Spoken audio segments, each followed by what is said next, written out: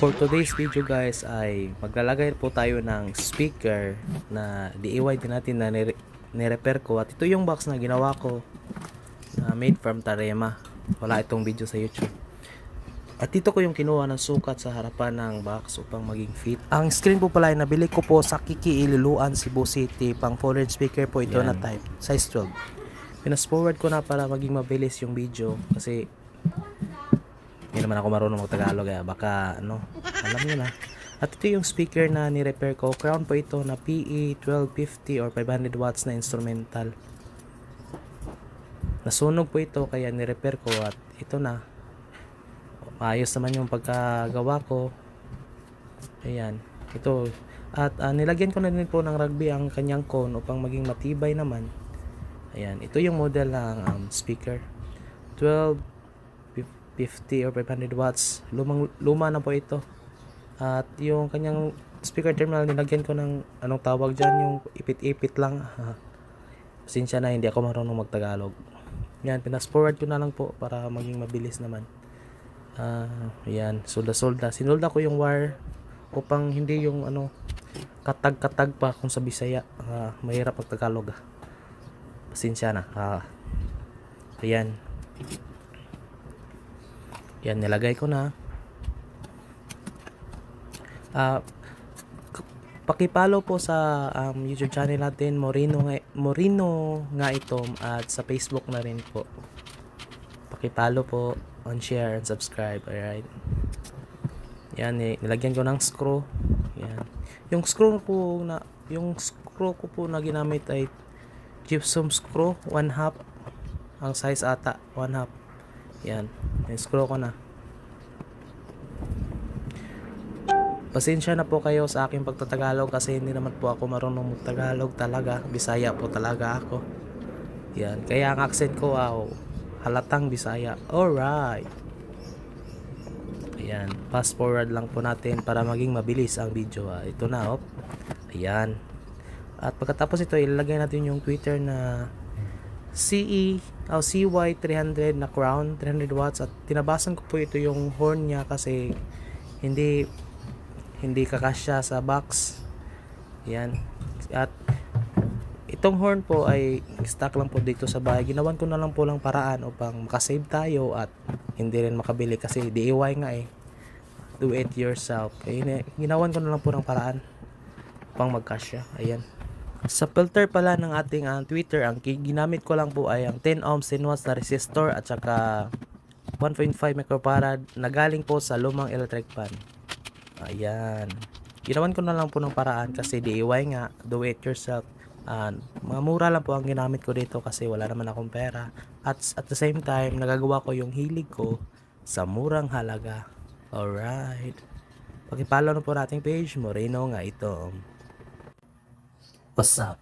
Ito na nga po. Itestingan na po natin ang ating ginawang speaker na ni-repair at yung DIY na box natin na galing from Tarema.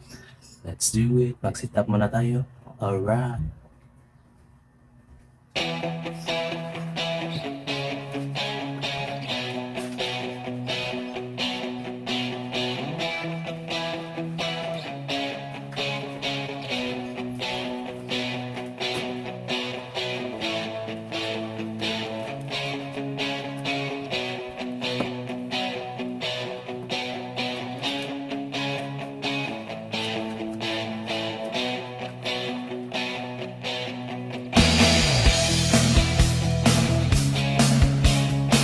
I-on na po natin yung power mixer. Gamit lang po tayo ng USB. Alright.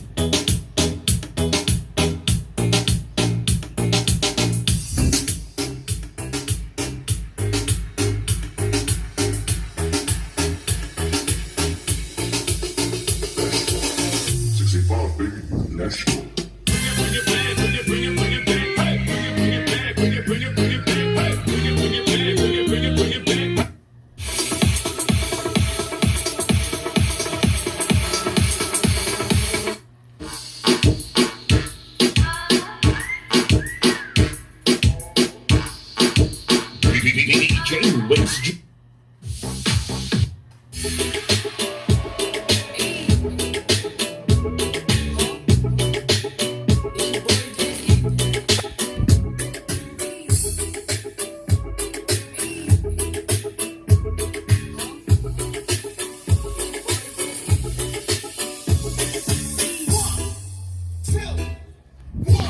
Ayan po, natistingan na po natin. Hindi natin mapalakasan kasi may nagutulog pa ng mga kapitbahay. Alright.